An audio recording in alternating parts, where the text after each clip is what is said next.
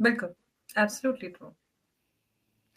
लेकिन एक बात है कि जो लोग संसद में जाकर जय फ़लस्तीन बोल देते हैं, वो वंदे मातरम से इतना बड़ा उनको क्या एतराज़ होता है? नहीं, नहीं, देखिए फिर मैं बोलूँगी, जय फ़लस्तीन बोलते हैं क्योंकि 1450 साल से यहूदियों को खत्म करने के लिए तो कोशिशें की गई हैं।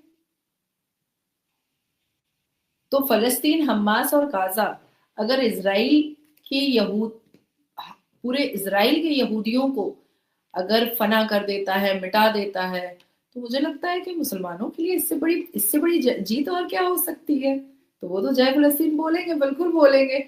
वंदे मातरम नहीं बोलेंगे क्योंकि फिर वो मात्र जो होती है, माँ जो होती है, जो मिट्टी होती है, वो पूजनीय हो जाती है और पूजनीय चीजें कुफ्र होती हैं इस्लाम में।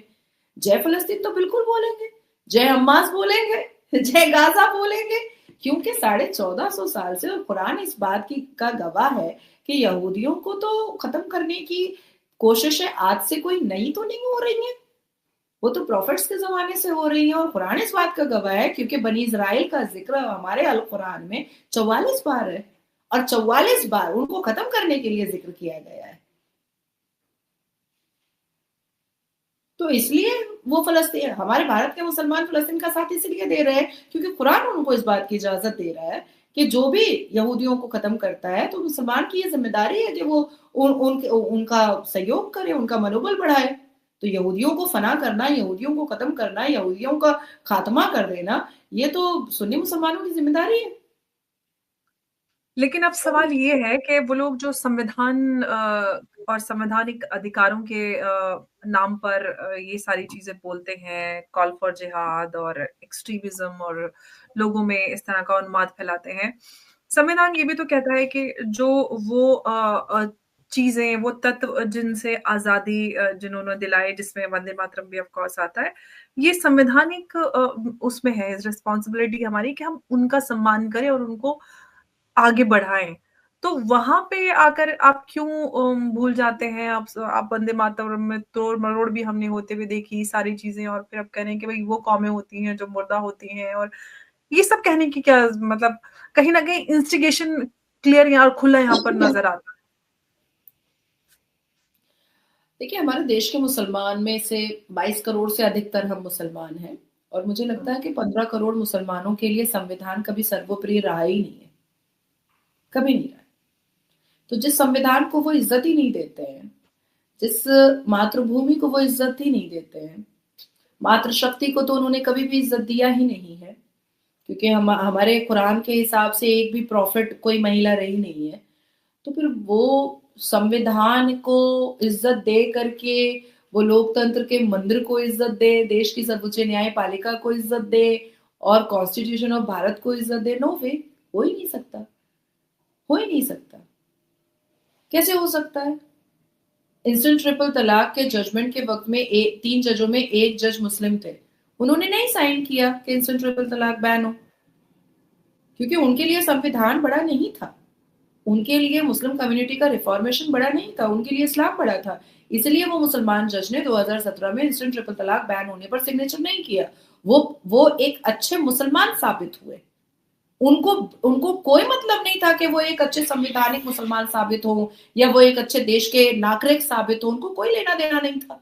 उनको बस इतना ही मतलब था कि मैं इस चेयर पर बैठा हूं, मैं इस्लाम का परचम जितना लहरा सकता हूं, मैं कोशिश कर सकता हूं, क्योंकि एक बड़े पद पर वो बैठे हुए थे। लेकिन उनका दुर्भाग्य था कि बाकी के जो दो जज थे, वो संवैधानिक लोग थे। वो देश को सर्वोप्रिय रख रहे थे, वो संविधान को सर्वोप्रिय रख रहे थे। वो चाहते थे कि हर एक कम्युनिटी में रिफॉर्मेशन आना चाहिए था। उनके दिमाग में था कि जिस तरीके से इसी इसी देश के न्यायपालिका ने मनुस्मृति को बैन किया, इस देश के इसी न्यायपालिका ने सती प्रथा को बैन किया, इस देश के इसी न्यायपालिका ने चाइल्ड मैरिज को बैन किया, उसी तरीके से हम इंस्टेंट ट्रिपल तलाक को बैन करेंगे।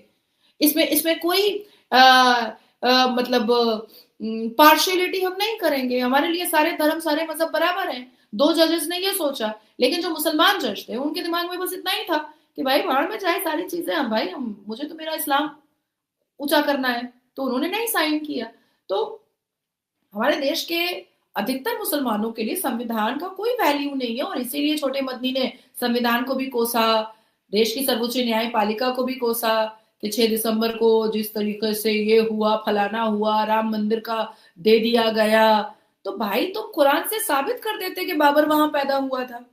भाई हिंदुओं ने अपने अध्यायों से, अपने उच्चारणों से, अपने श्लोक से, अपने धर्म की किताबों से ढूंढ ढूंढ करके उन्होंने 42 दिन का समय मिला था कि साबित कर लो तो कर लो, नहीं तो फिर जब चेंज हो जाएगा तो फिर ये लटक जाएगा। तो 42 दिनों में उन लोगों ने ढूंढ ढांड करके सारी चीजों, वो उस जमाने के पेपर निकाल निकाल करके उन्होंने साबित किया, और कोर्ट कन्विंस हुआ कि हाँ भाई यहाँ पर रामलला का जन्म स्थान है, तो यहीं पर रामलला का मंदिर बनेगा।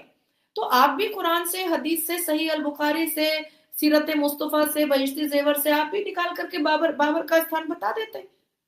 आपको कुरान की आयत पढ़ देनी चाहिए थी कि भाई यहाँ पर ये इस पारे में, इस वर्ष में, इस आयत नंबर में, इस अरबा में, इस निस्फ में, इस सलासा में यहाँ पर लिखा हुआ है कि बात तो ये है नाजिया, इस्लामिक सिद्धांत के हिसाब से तो लिटिगेशन की प्रॉपर्टी पे मस्जिद हो ही नहीं सकती, तो बात ही खत्म हो जाती है, कोर्ट जाने का तो मतलब ही नहीं बनता। फिर तो अब ये और 1 घंटे की चर्चा हो जाएगी। अभी जो तुमने छेड़ दिया है तब तो फिर ये और 1 घंटे की चर्चा हो जाएगी। इसलिए मैं पता उस दिशा में जा ही नहीं रही थी।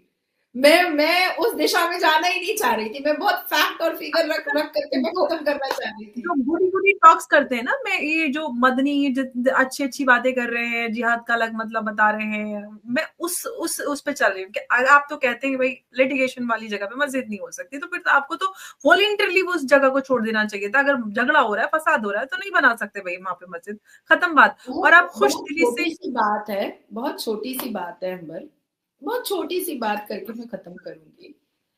अवेसी हो, छोटा मदनी हो, बड़ा मदनी हो, तौकीर हो, कहता है 22 करोड़ मुसलमान के वो लोग मसीह हैं, ठीक है। मैं हूं सुन्नी मुसलमान, आप है शिया मुसलमान। हम दोनों फिरकों में कितना इख्तलाफ है, हम दोनों फिरकों में इन्होंने कितना कड़वाहट पैदा करके रखा है। शिया और सुन्नी के घरों में शादियां नहीं होती है, शिया और सुन्नी के घरों में रिश्तेदारी नहीं होती है। आप सोचो, बिल्कुल कुरान के खिलाफ जा करके इन्होंने हमें फिरके में बांट करके इतना अलग कर दिया है। वो तो हम शादियां तो कौन है। बात है, जो लोग तो कहते हैं कि भाई खा नहीं सकते, शादियों में नहीं जा सकते आप, इसके इनके जो ये देवबंद है, इनकी वेबसाइट पे जाइए, जितने भी फतवे हैं आपको ओपनली मिल जाएगी। नॉट ओनली शियाज, जो और भी मुसलमानों के अलग अलग फिरके हैं, उनके साथ कहते हैं आप उनके साथ। हम 2 फिरका यहाँ पर सामने बैठे हुए थे अंबर, इसलिए मैंने ये एग्जाम्पल दिया। मतलब नॉट ओनली शादी का रिश्ता तो बहुत बड़ी बात हो जाती है, साथ रहना खाना भी नहीं कर सकते कि जैसे हॉस्टल में एक रूम में लड़कियां या लड़के, जो लोग कुरान की इतनी बड़ी मुखालफत कर रहे हैं, क्योंकि अलहामी किताब अल कुरान इस बात की वाज़ा करता है कि किसी भी फिरके में हमें नहीं बटना है, हमें कलमा रहना है और एक कुरान पर मुत्तहद रहना है। तो फिर इन्होंने फिरके में क्यों बांटा हमें, और हम लोगों में इतनी नफरत क्यों पैदा कर दी, हम लोगों में इतनी मुखालफत क्यों पैदा कर दी। तो ये तो खुद कुरान नहीं मान रहे, ये तो औरंगजेब भी मुसलमान है, ये सुन्नत रसूल वाले मुसलमान नहीं है, ये तो औरंगजेब भी मुसलमान है। औरंगजेब भी तो है, वो कहते हैं रहमतुल्लाह अलैह है, तो भाई तो फिर औरंगजेब भी मुसलमान ही है। तो रहमतुल्लाह अलैह लगा ही दिया है, तो इनके पैगंबर, इनके जो पैगंबर है, इनके जो आका है वो प्यारे नबी नहीं है, पैगंबर इनके आका औरंगजेब है, तो औरंगजेब के हिसाब से ये अपना काम कर रहे हैं, तो इसे चर्चा यहीं पर खत्म हो जाती है। बहुत बहुत धन्यवाद नाज़िया इस चर्चा में जुड़ने के लिए। नमस्कार, जय हिंद, जय भारत। So much. हर हर महादेव, हर हर महादेव। हर